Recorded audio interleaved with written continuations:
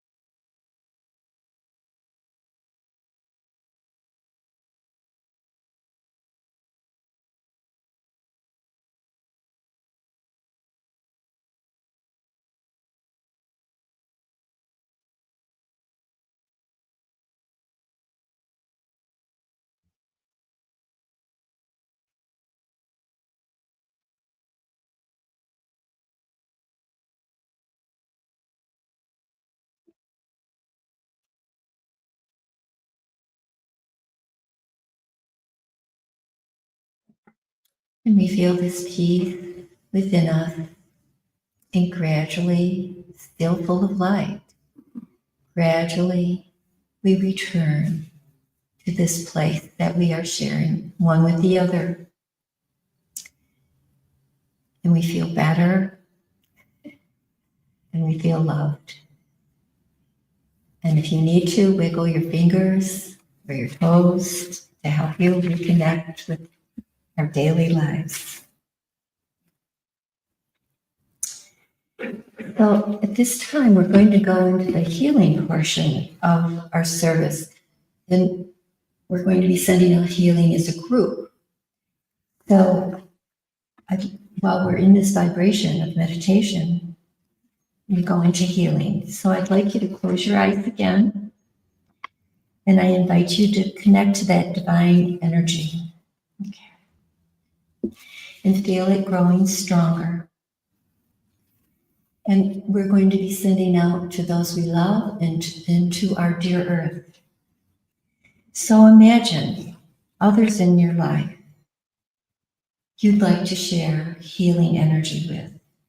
Imagine them before you and surround them with beautiful healing light coming from your heart.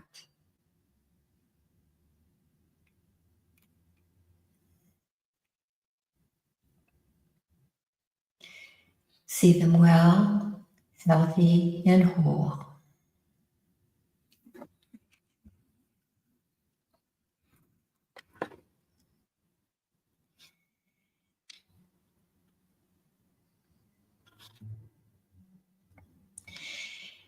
Now open your palms on your lap and imagine a globe of our earth between your hands. Bring that globe of our world in front of your heart space and start sending the beautiful healing light from your heart all around the world, lingering where it's needed most.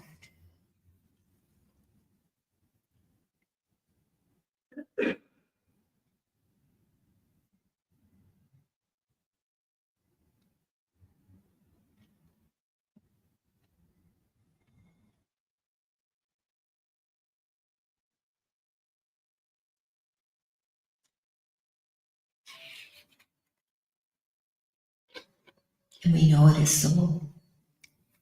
With your eyes still closed, let's send healing to those on the absent healing list as your loved ones' names are read aloud. Pat and Jack and family, Joan, Judy and Jim, Matilda G, Ron F, Joan C, John C, Jake S, Jackie W, Terry, Alvin Lynn, Annie's mom, Karen E, Katie E, Brenda, Helen Ray, Vigo M, Beth W, Don K, Morgan, Brianna, Carolyn, John, OG Nana, Tyler G, Patrick B, Cody H, and Casey H.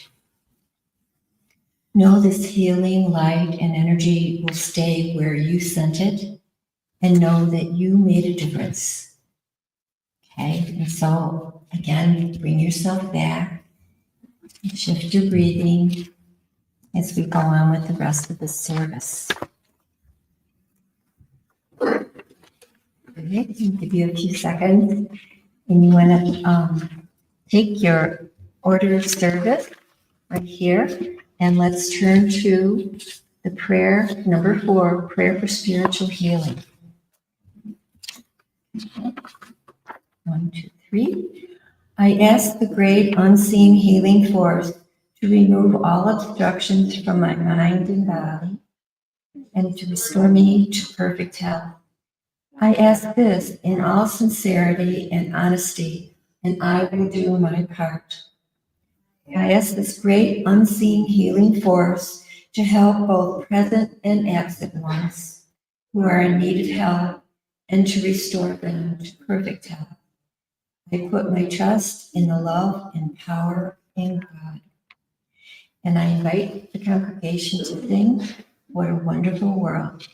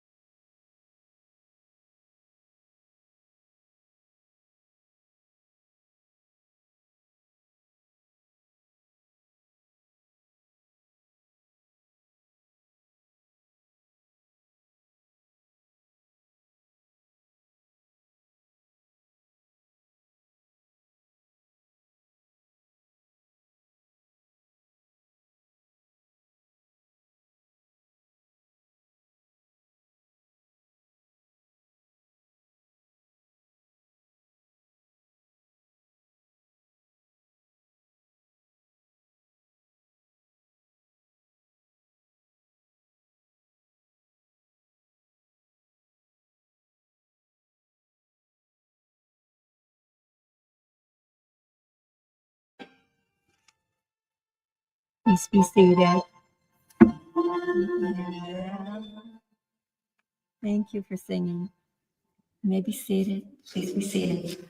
At this time, I'd like to introduce Reverend Angie, who's going to introduce our inspirational speaker. Okay, so our inspirational speaker for tonight will be right up. Her name is Stacy Schurman. She is She's a practicing spiritualist for over 10 years. She is a minister, teacher, medium, and healer. Her love of spiritualism and humanity has brought her to Lilydale, New York, the largest spiritualist community in the world. And she and her beautiful wife own Sacred Grounds Coffee House. And you can find more about her. Actually, I just said www. I'll give you the website. So anyway, if you come to Lilydale and you go to the coffee shop, you will love the coffee shop. I love going there. You can have coffee and dinner and delicious cookies and all that good stuff. So welcome, Stacy, and thank you. Thank you. Thank you. Good evening, everyone. Hi, it's nice to see everyone. I'm really honored to be here to be able to share today because I believe really when we gather together and create this sacred space, there's not one exact way, but there's multitudes of ways of how we get to complete this beautiful life experience. And so I'm always honored when I'm asked to come to a church or a community to share in what I consider to be my beliefs. And I'm going to talk about today the perpetual question that I think can be found in pretty much any religion or any theology is, who are you? Who am I? And who are we? And I think that's a question that will probably continue on for pretty much the better part of any form of soul existence. It's probably an ever-changing thing.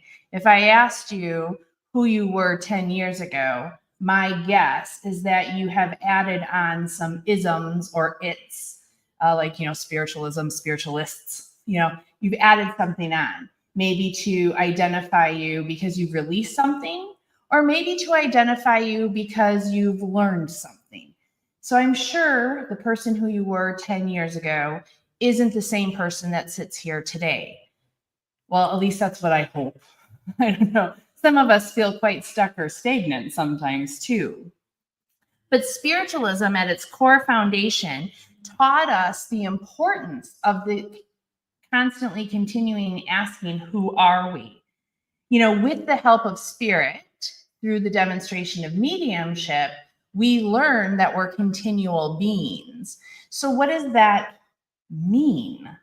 For me, I constantly probably ask too much questions. I think my anxiety would probably tell you that. But it's the perpetual thing that keeps going on in my mind is who am I and what is my journey here? Spiritualism teaches us this idea that we're more than just the physical body. Honestly, I think most religions do. I come from, being raised in a Baptist and Catholic family, and they always talk about the more of what you are. So spiritualism talks about this idea of body, mind, or soul. Now, I have to be honest, the terms I use tonight are my terms. They're understandings of me. So that if you have to use a different word, by all means, just hear your words in your head. So I don't actually like the word mind. I call us body, soul, and spirit. And I think that we forget that we are this complex, energetic being. And instead, we focus on the one part of ourselves that's here for this experience, and that's the body, right? You'll tell me, I'll be at two places at one time. And you'll say, I physically can't do that. But mentally, you kind of can, right? Especially if you have a whole big to-do list. But it's a physical, it's mental, it's our mental mind, our conscious mind, if you would, the things that our beautiful brain does. That's all part of the 3D physical experience. And it's a makeup of matter and DNA, really, right? If you want to look at it science-wise. We have this physical, beautiful body that you see. But then we have the more.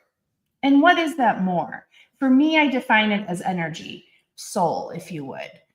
Even through the beautifulness of science, we can say, energy cannot be created nor destroyed. It only changes forms. I'm still trying to figure out if we're created or formed, up for debate. Not going into that tonight. But we are energy. We have a soul. That soul is contained within the human body. It was just talked about in the beginning of the service. I believe it might have been Angie that said, we're spiritual beings having a human experience, right? So right there, we're identifying that we're way more than just the physical body.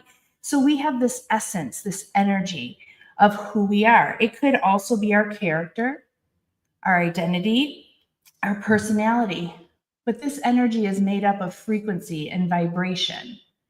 This essence, I always like to use the word essence of who we are, is so much more than the physical body. Yes, we have physical limitations. It's part of the journey. But the soul does not have the limitations in which we have here. Spirit identifies that all the time. I have given plenty of messages, as some of you probably have given your own or have heard your own, that your loved one exists on a plane of existence, be it that called heaven, the other side, Summerland, whatever. But they exist because energy cannot be created nor destroyed. It can only change forms. And then I always ask myself, but what animates the soul? What part of that? If the soul animates the body, is there something that animates the soul? Hence, I use the word spirit. Some reference God, nirvana, source, divine consciousness. I don't think it really cares what it's labeled. It cares that it exists because it exists for you to exist. Most all scriptures, books, teachings, all say that there's a grander consciousness that chose to express itself through you, through your neighbor. When Angie asked us to turn around and greet one another, I exist because you exist. I exist because my parents and my ancestors exist. I existed because people I have never met, never will meet, exist. That part of ourself, for me, is an amazing energy, amazing, divine, magical, mystical, because our brains can't understand a concept that huge, nor is it supposed to, right? Nor is it supposed to. But we need to remember we have that within us. So if we're a triangle or a pyramid, whatever you want to say, and the top of this is our body and the two corners are our soul and spirit, why do we always turn ourselves upside down and try to balance just on our body alone?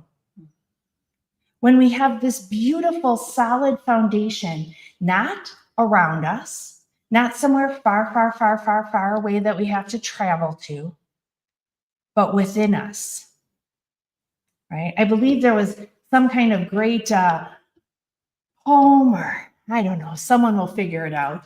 It was like something about man's divinity. And there was this whole discussion about the great gods above deciding about where they're going to hide man's divinity. And some said, well, go bury it in the deepest of the deepest ocean. And then these people or God or source or whatever thought, eventually they'll get smart enough and go underwater and find it.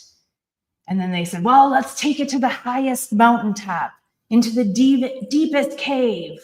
And they thought, eventually someone will find it.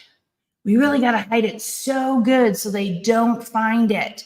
And then a voice spoke, well, why don't you put it inside them? Because they won't look there. Right? Oh, guilty. You know, if I get behind the car and I'm on the freeway and someone doesn't use their blinker, there is no divinity here. Right? There is probably some choice words that should not be coming out of my mouth. But then spiritualism brings that responsibility of acting in the soul and in the spirit.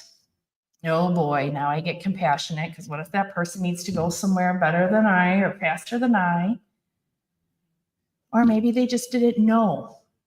Maybe it's a teenager driving for the first time. I always got so scared. My son, almost 20 now, but when he was 16, he was 6'2", 240, full beard, long hair. And I remember a man doing some finger gestures along with some very mean talk to him. Because of course what? He looked like an adult. But he was 16. We live in that body. When we have to be reminded about our soul and spirit. Interesting theory today I thought about that came to me. I don't know how I feel about it yet, but I want to share it so you can take this tidbit back and you can think about it. And hopefully your mind, well, I hope it does go to sleep tonight and not think about this as my mind will. We always say that we're spiritual beings having a human experience. And then you always hear that we should work on the being part because we act like we're human doings. Anybody hear that before? Like we constantly keep doing, right? We got to do this, do that, do this, go there, be this, do this, do this, do this, that we forget about being. Then I had this thought in my head, especially after we said the healing prayer, because one of the lines in the healing prayer that moves me is, I will do my part. So then I thought, am I being lazy by being a spiritual being and not spiritually doing? Am I living in that top part of my triangle and not doing the bottom half? Right? Interesting theory. I don't know. It got me thinking. Then it got me thinking, but how? How do I? I'm always that question. How? I really prefer not the IKEA directions. I really need it laid out, Cliff Note. You know, somehow the world does give us the IKEA ones, right? It's like the Scrabble tiles. Here, put it together. How do we live in balance of both of our body and our soul and our spirit. Now, I do feel the spirit aspect part of ourself is always present, but it's not always touched. I think that it's there. We have to acknowledge it. We have to feel it.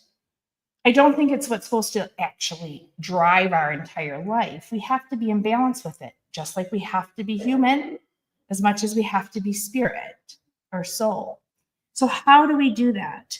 Well, we have to enter into a state of continual self discovery. It's funny because every year I get older, I'm like, well, I ain't doing that. I learned to know, And by all rights, I look at my grandparents. Yeah, I remember my grandpa like, you ain't gonna teach this old dog new tricks. And in some level, that is true, right? But the actual essence of the soul is continually changing. It's why we age.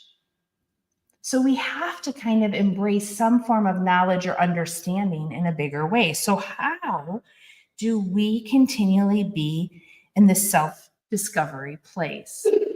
Well, the first step is easy: reflection.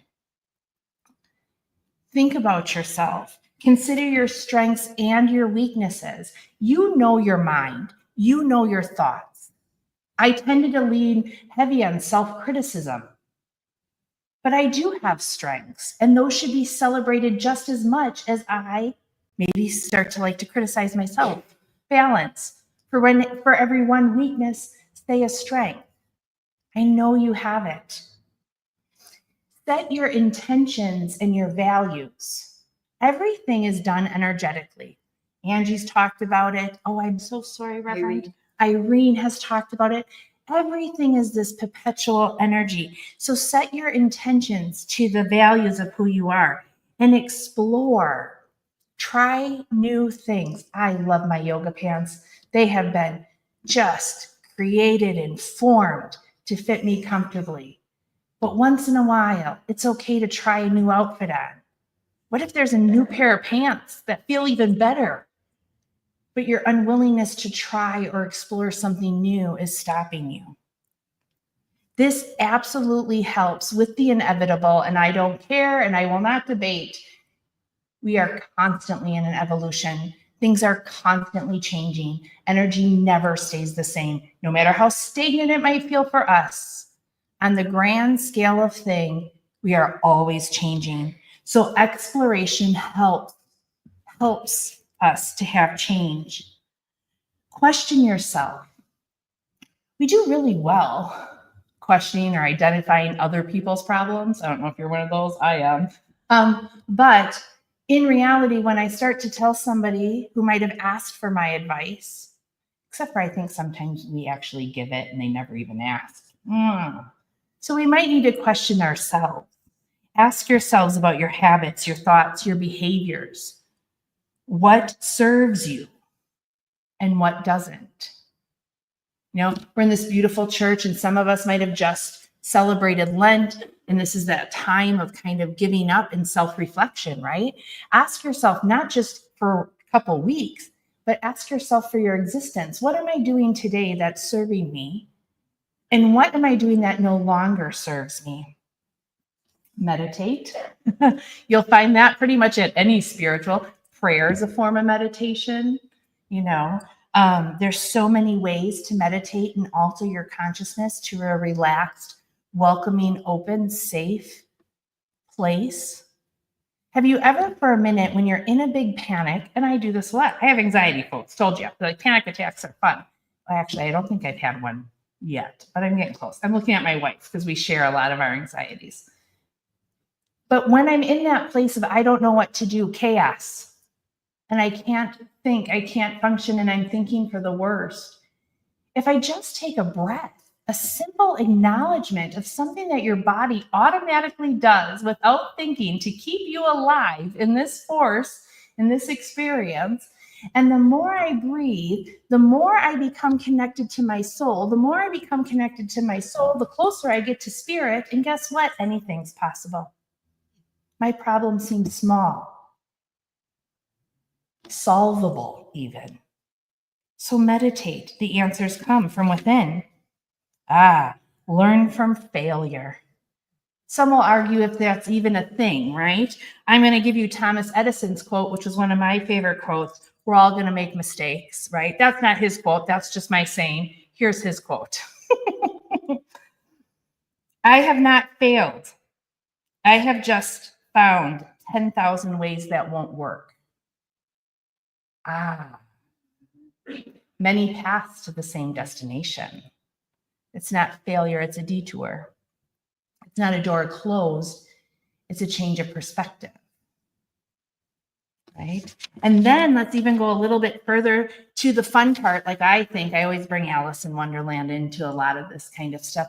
Let us fall down the rabbit hole. Let us be curious. Investigate your thoughts and behaviors. And here's the big part, without judgment. Right? That space. Observe, but don't absorb. It's a hard practice. Nothing about being a spiritualist or being spiritual is easy. We will not hand you the magic key, but that key's within you. We'll just help guide you there. And more importantly, we need to start learning how to visualize or imagine ourselves as our ideal self. We have to take in what we know inside, what our soul, and even more than our soul, God, source, spirit, spark, is screaming at us, is you got this, kid. Do it. Spirit, guided through mediumship, has told us for centuries. I don't think there's been a prophet, a seer, a medium that hasn't said, it is amazing and unlimited over here, and you are this. But yet, for some reason, I always say separation's illusion, division is easy, unity is hard. It's not easy having this experience, but it's supposed to be fun, and it's supposed to be deep. And that's why we need the community of it. When we can be in a state of self-discovery, if we can work through some of those steps. Oh, wait a minute, I skipped one. No wonder why. Could this be a sign? Maybe. It could be that I just lost count in my place. Here's the biggest one for self-discovery. The most difficult one. Ask for help. Asking for help is the bridge between where you are and where you want to be. We are innately, lovingly, not viciously, kindly trained that asking for help is a weakness. You know, my grandmother, love her, she's in the spirit world. Put your big girl panties on. It's okay. You can do it. That part of asking for help, for me, obviously you could tell, I don't know if it's a sign, I think it's a sign, is probably one of the most difficult ones. Everyone else seems all right with it. Here's a quote that I found. Oh, I already said it. See, I'm saying it again. The balance or the asking for help is the bridge between where you are and where you want to be. This is really interesting, though, in natural and spiritual law. If you decide, and if you don't, but if you ever want to discover natural and spiritual laws, they're a fascinating way of how energy works. Some are scientific, such as energy can't be created nor destroyed, it can only change forms. Some are spiritual, such as law of attraction. Right? There's just a bunch of laws. I like them because they teach you how to live in the energy. But here's the thing, if we want balance, if all of us were givers, who would take it? And if all of us were takers, who would give it? So the most natural part of existing is being able to give and receive. but yet it's the hardest thing to do, isn't it? Well, for me it is. I'm admitting it. Right? And here's the one thing I found about the body that's so great, right? We got this beautiful body, right? The top of our triangle. It naturally gives and receives. It does so every day by our breath. So for entertain me for a mere moment, I just want you to give. I just want you to exhale.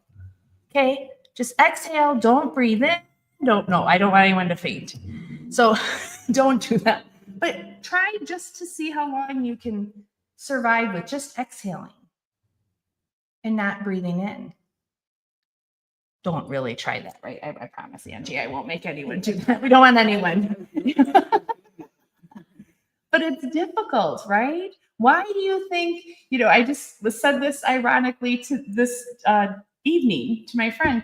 I said, this is why they always say on a plane, put your mask on first. You'll be able to help more people if you take care of yourself first. So ask for that help. When we can be in this state of self-discovery, we open to the vibration of the energeticness of ourselves. We become self-aware, or we move into the vibration of self-awareness. I personally believe self-awareness is the first step to change. The awareness part, it might be aware for a long time before you actually start to move. We understand what energizes us and what fills us when we work on self-discovery. We work on filling our love tank, our stress bank. Life is more purposeful and meaning. It brings us to this state of adventure. We're not here just to do this human experience, but to be it. But we also have to do our spiritual part to live in a completeness. We celebrate our resilience and our strength, and we grow and enhance and develop on the authenticity of our person. We drive over the ego when we can act more in the soul and spirit and the oneness, right? The greatest thing that spiritualism offers is this. I say it's the greatest and the hardest thing that it offers is the proof of continuity of life is beautiful. Knowing that we continue on forever, that our loved ones don't die. It's amazing. It's brilliant. It's stunning. It's just fantastic. It warms the heart. But then spiritualism even takes a deeper dive into trying to make us understand who we are. And the blessing and the curse of spiritualism in a lovey way, when we get into that philosophical aspect, is personal responsibility. It's a power. It's a power of greatness.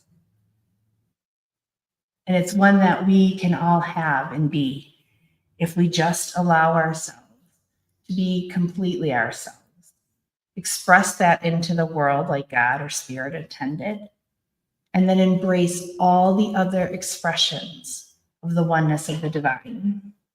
So thank you for allowing me to share.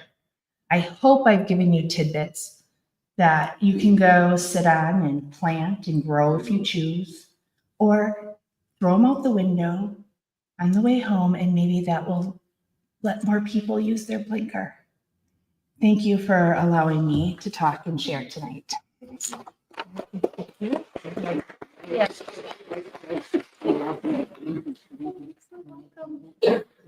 Angie, do you want to say a word before? Okay. Thank you. You touched on so many points, and I just found myself being lifted up more and more the more you spoke. And I hope each of you, even though she said you can toss it out the window, she gave the option. Maybe there's something, and let it take seed in you, to nourish you in the days ahead. Self-awareness is a blessing. And I love that quote about the bridge. where we are and where we want to be, asking for help. And help comes in many, many ways. So thank you so much for being here, bringing your presence and your love and your thought. And now it's time for collection. And I'm going to say a prayer first. A place of worship is grown on love and strong intention. We ask for your support as we strive to grow in love and understanding. As the baskets are passed, we invite you to offer both your spiritual and monetary blessing. Okay, and as the ushers come to the front, they're going to start at the front. I invite the congregation to sing the little handout that's in your order of service, Let It Be.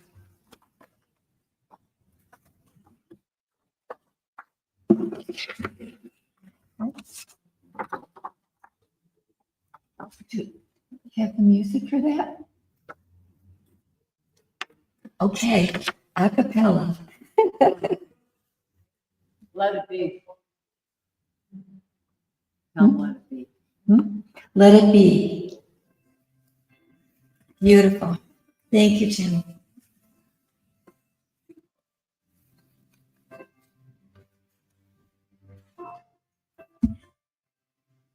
I find myself in times of trouble. Mother Mary comes to me, speaking words of wisdom. Let it be. And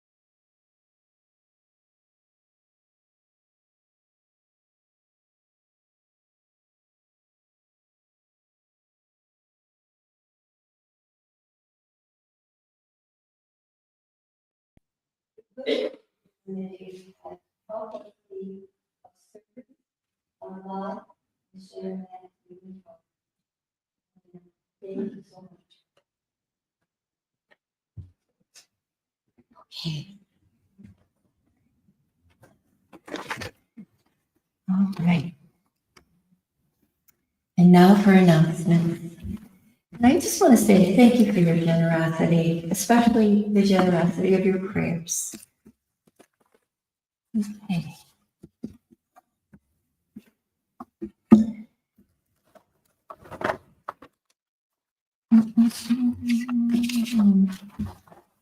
I know it's here. Have to find it. Here they are. March announcements. So as we step into March, Santosha Holistic Center invites you to embrace renewal, self-discovery, and deeper spiritual connection. Most of the following classes and events will be at Santosha Holistic Center, 8201 Main Street in Williamsville, New York. And more details about most of these classes are at santoshaholisticcenter.com. Number one, Santosha is honored to host Spiritual Insight Training Part 1 with instructors Reverend Mark Thomas and Reverend Angie Hewitt at the Fellowships of the Spirit. And this will be from March 28th through 30th. People have longed for this to be offered here in the Buffalo area.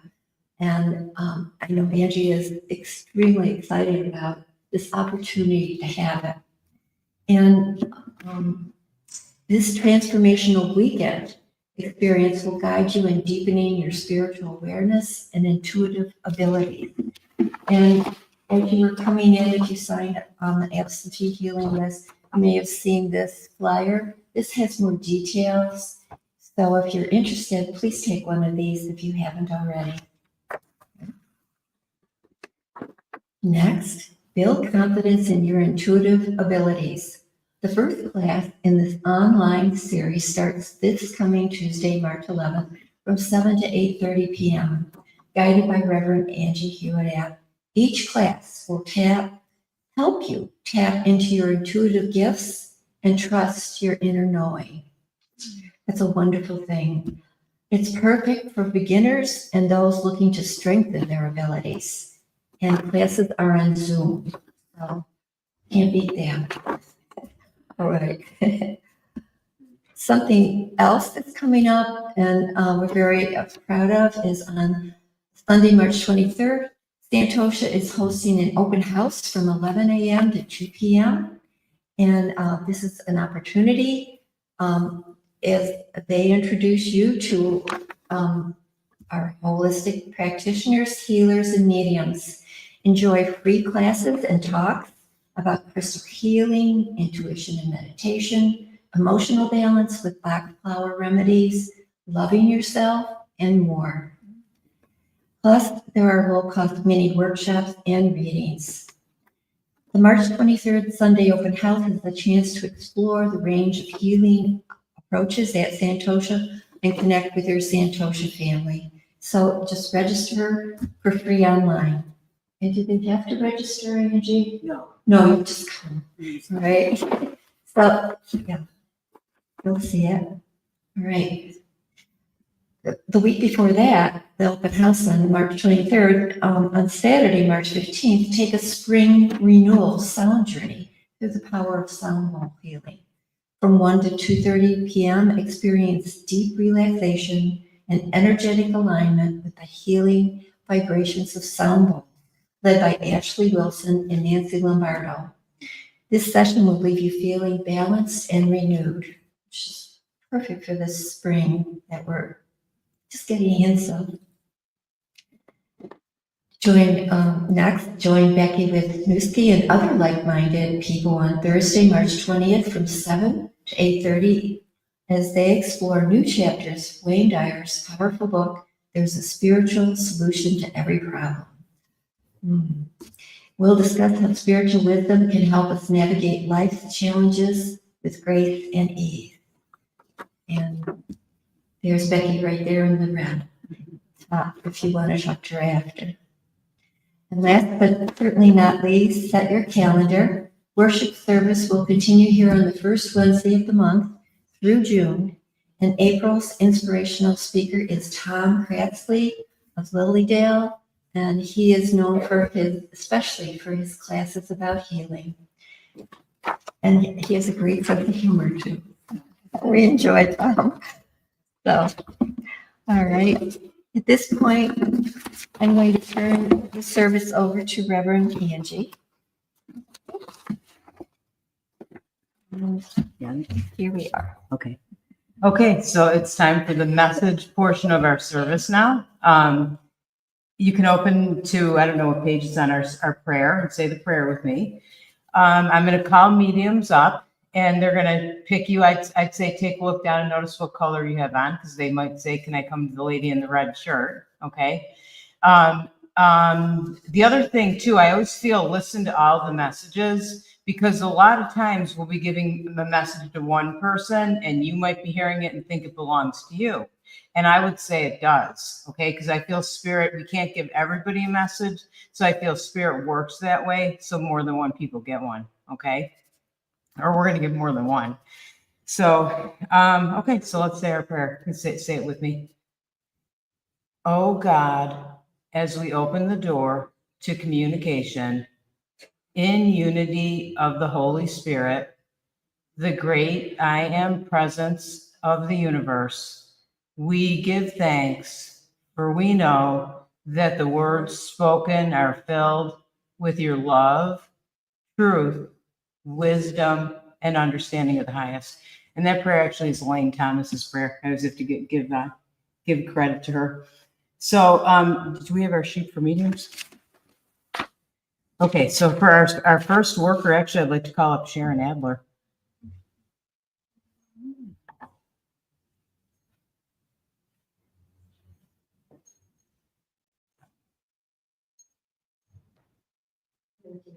Thank you, Reverend Angie. Thank you so much for the beautiful talk. Thank you, everyone, for being here this evening and sharing your love and light.